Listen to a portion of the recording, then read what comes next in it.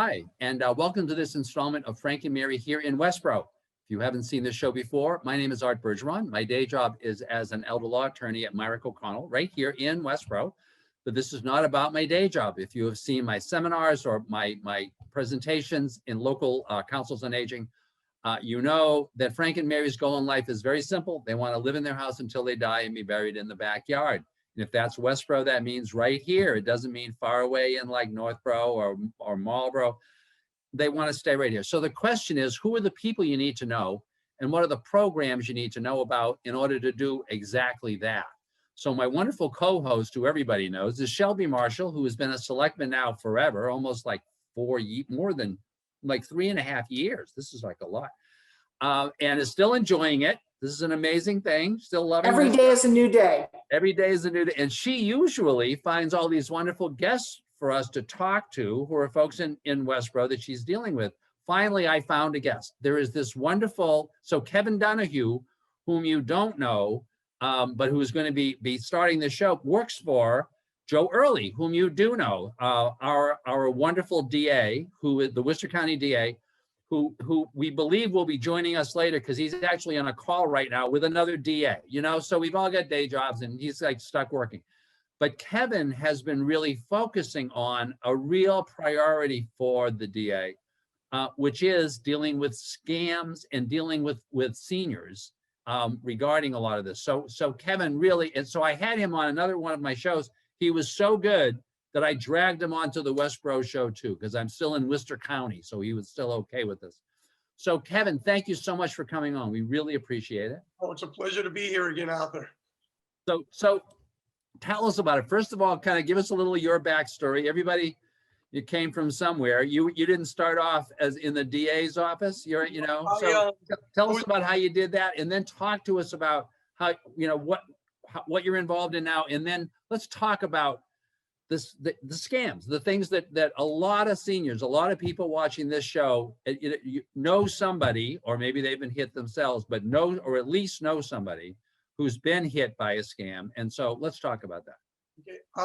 Arthur, I was third grade teacher for 35 years in Spencer-Spurfield Regional School District. I retired approximately 2 years ago. And when I retired, I knew I wanted to stay active, but I wasn't sure what role or what capacity. And so I applied for a part-time job at the Worcester County District Attorney's Office. And make a long story short, Joe called me in and he gave me an interview. And shortly after, I started working for the District Attorney's Office. Joe's a big advocate for seniors, and he believes in being proactive in the community to prevent crime rather than reactive to prosecute crimes. So he's established his community outreach program, and that's the program I work for. My responsibility is, my targeted audience is our seniors, and it's basically to keep them informed of the different scams that are circulating in our area, and to kind of let them know of certain red flags that maybe should be warning signs to them that someone is trying to scam them. So when I first got hired at the District Attorney's Office, my role was to give presentations face-to-face with different senior centers. And very quickly, their role changed. As a result of COVID-19, the pandemic, I learned how to do Zoom presentations like we're doing today. And that's been the format of me presenting to our seniors. Like I said, it's trying to keep them informed of the new scams, because scams continue to evolve. They change from week to week. And some of them, very simply, just like the vaccine scam. When the vaccine scam first started, scammers were trying to sell you herbal medicines and fake cures. Things, they were trying to sell you these, telling you that they could prevent or cure COVID-19. Well, now we do have a cure for COVID-19. We have the vaccine. So these scams have evolved. Instead of trying to sell you fake things, now they call you and they try to get you, they tell you if you pay a fee, they can get you to the front of the line to receive the vaccine, or they can even send the vaccine directly to your home. Mail order vaccine, isn't that great? Yeah, so I mean, when doesn't everybody love that? right? Well, right. We wouldn't have had any problems if we could all get the vaccine sent right to our home, you know. But the positive thing with the vaccines today is, I mean, in Massachusetts, the state vaccine sites are walk-ins now. You don't even have to make an appointment. And actually, CVS and Walgreens, those pharmacies that were given vaccines before are now doing it without registration as well. So, I mean, Massachusetts is really ahead of all the other states. And, you know, we're really moving forward as far as availability of vaccines. So doing a great job with that. And I know you want to be talking about some of the other scams that have been around, but can you also kind of answer the question that maybe my Frank and Mary are now looking, saying, the DA? Why would I call it DA? You know what? You know, because it isn't necessarily a part of the mix of how people would think about whether they were asking about whether there's something that may be going on right now. You know, I don't want to say something that's going around now because that's all COVID, right? But maybe they've taken a hit, or they may have, and they're trying to figure it out. So can you just talk about a little bit about the role of the DA in all this? Basically, if you feel like you've been scammed, I know the district attorney would say this as well. First thing, call the police. Let your local police know. Report the scam, okay? And you can also call the district attorney's office, and they would probably connect you with me, because our role is to find out the different scams that are out there in our community, because we want to keep everyone educated. You know, the last few shows I've been on with you, we talked about sharing your experience if you've been scammed.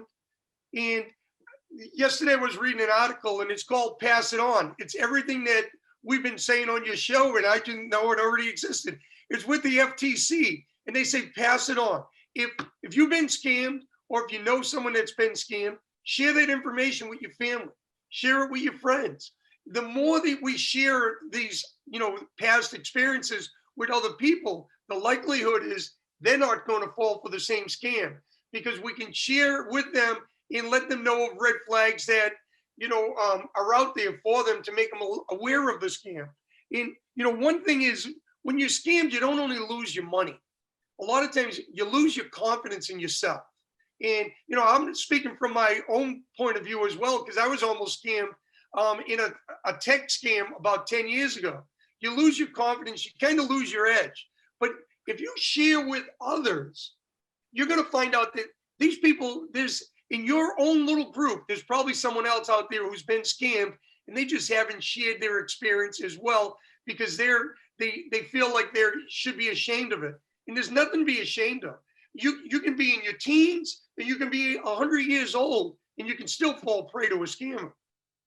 Yeah, Kevin, I want to echo that, because as we were preparing for the show, that was immediately, it's sort of that almost a shameful feeling of, how did I get scammed, right? Yeah. And you want to, so you just don't want to talk about it. And you know, that's not a recipe for success. So sharing that experience absolutely can help someone else. And you know, it's sort of just part of that process of kind of like recognizing, like, you know, I'm not the only one out there.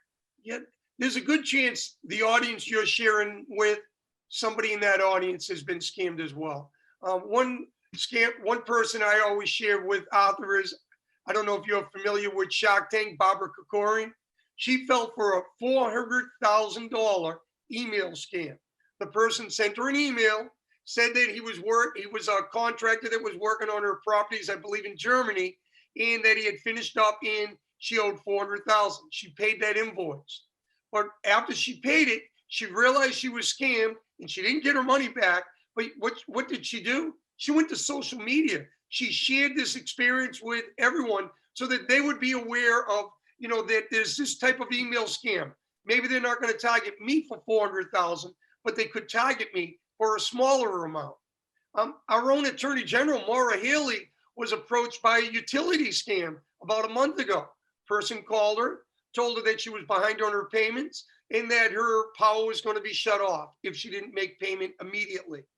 She knew, for one thing, that she had made her payments. She also knows the law, and you can't shut electricity off until at least July 1st because of COVID-19. So she knew the whole thing was a scam. What did she do? She shared it on social media. She went right to her own social page, and she shared that information there as well, so people would be aware of it. I was reading the story this morning of a woman who's a social worker in Western Massachusetts.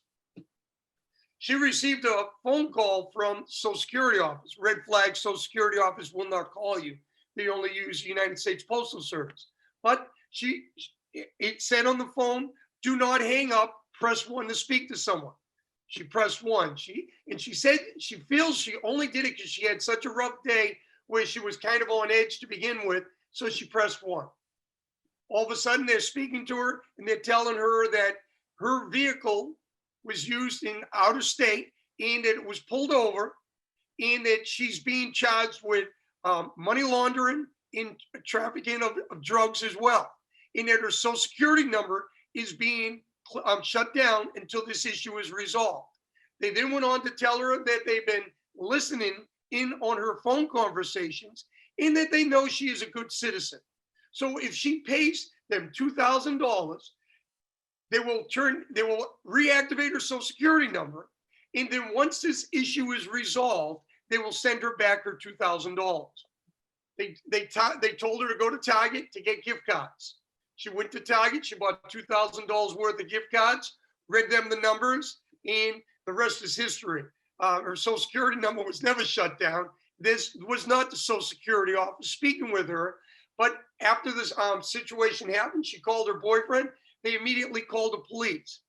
The police had her get in contact with Target. They said the money has already been spent. As soon as they get those gift cards, that money's gone. Gift cards, very rarely, if ever, do you get your money back from those. You know, Kevin, it is amazing. I don't even know that I want to use the word creativity of these scammers, but it seems to have no end.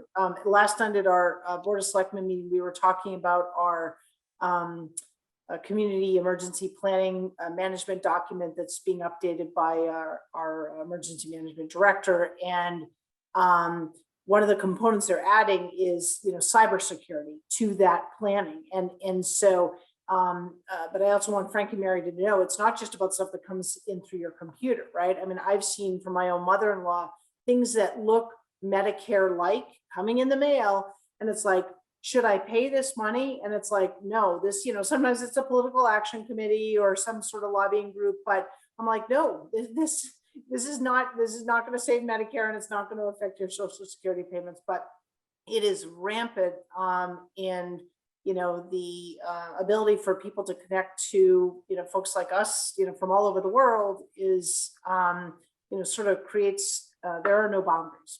No, they're on, whether they're coming to your doorstep, whether they're sending you regular mail, email, phone calls, text messages, they're out there. I received a text message today. I wrote it down. It said, "We will lock your device soon. Please clear spam messages on your phone."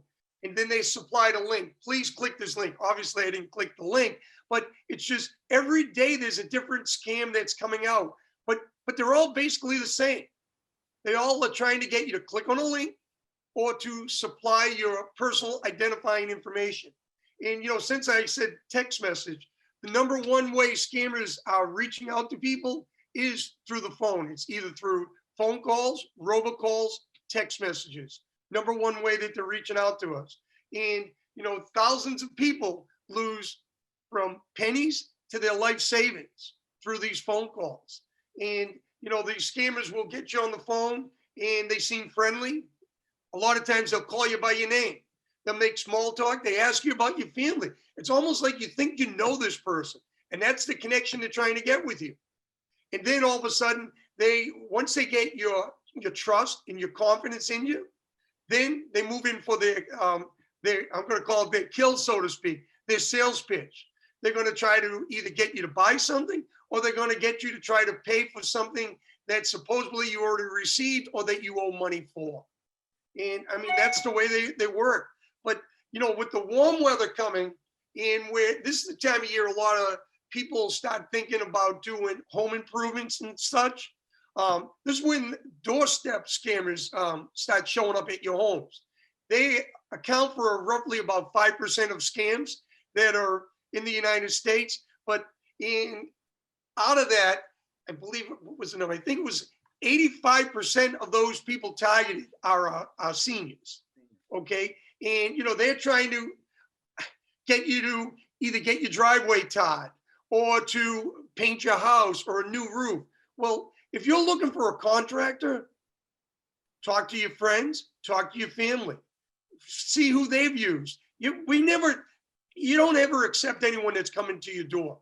My mother was, I think she was 76 years old.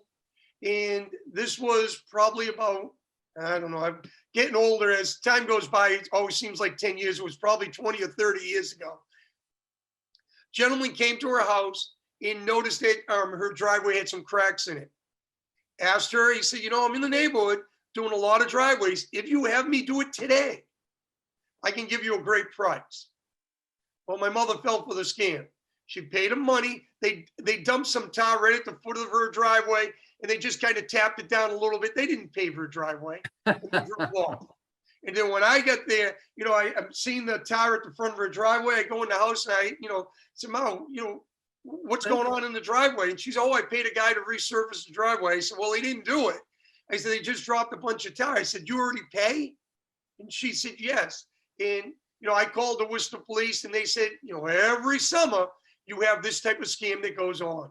So, people have to be aware that, these type of, people don't care about anyone anymore. If, like the district attorney says all the time when he's on this show, our seniors have put in their time. They deserve to be able to live in a community where they can be trustful of others and not thinking that people are always trying to scam them and to steal their hard-earned money. But unfortunately for our seniors, scammers are looking at it as a different way. They know that you probably have a little nest egg and that maybe you have like either a pension or Social Security money and it's always coming in and they're trying to target your money on you. I suppose, you go back to the fact that, the most common way of reaching people is through calls, and the most likely people to actually pick up the call are seniors, yeah. Right? Because in general, people don't answer their phone. Nobody answers their phone, right? Except maybe a senior who was at home, Well, and Arthur, I would add to that, particularly in these COVID times when our seniors have been truly so isolated and their social networks and opportunities have been shut down. The phone rings. It's someone to engage with, right? So they're almost in the pandemic. They've been more likely. And to Kevin's point, you have a scammer who sort of befriends you. It's like, I'm talking with a lovely young man who, seems to understand me, right? And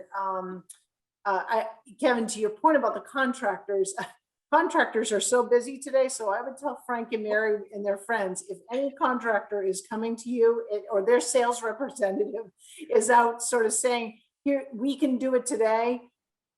Candidly, I would say thanks, but no thanks, because it can't be. They can't do it today and they're not worth the salt. I had a fence put up in my backyard and I had to wait a few months for it to get done. But my neighbor who abuts my property wanted to get 3 sections added to the end where his property is. And all he wanted was 3 sections of fence. I said, you should call them because while they're here, I would assume they'll do yours as well. And they told him he's going to have to wait like 6 more months. Yeah. You would think if they're already there, though, wouldn't you want to put up 3 more sections and just be done with it, not have to come back? But no, we have a list and we got to stay in that list.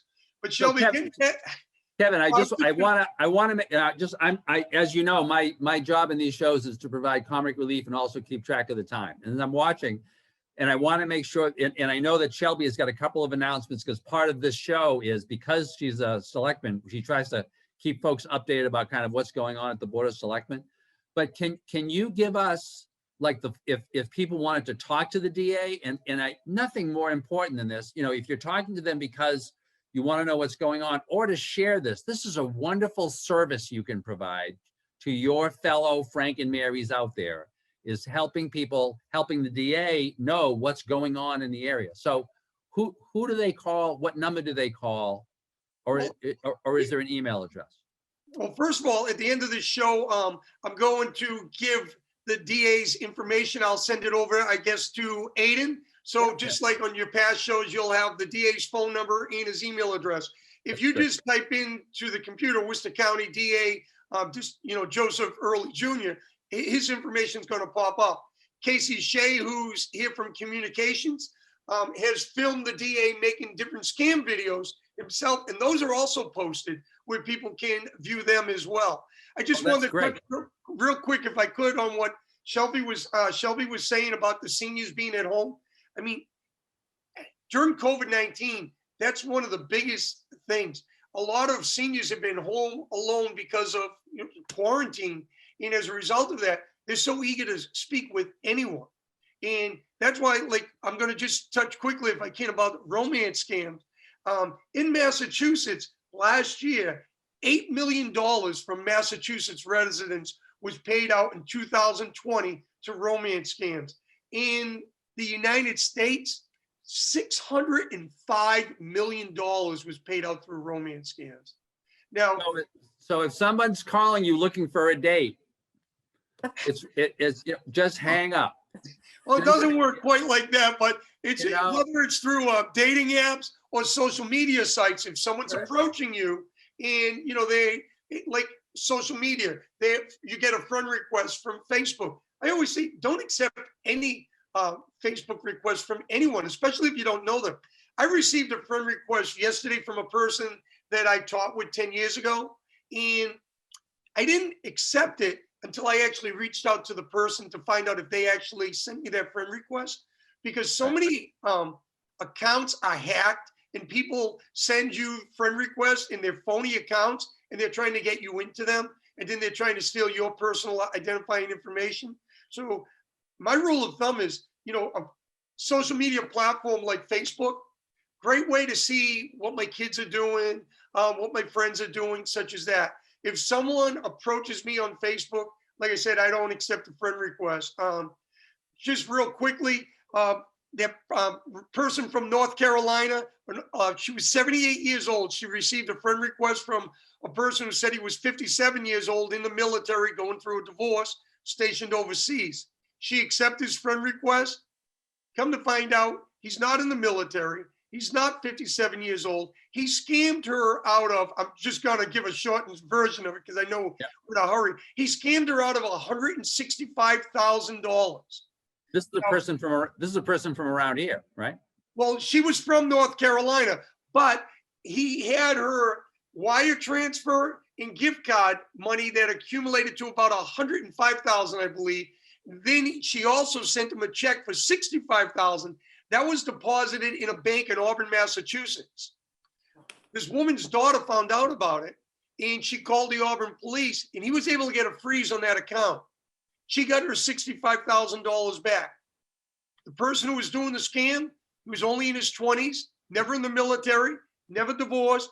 He found that picture on a social media platform somewhere. He took a picture of it, and he used that as his profile picture.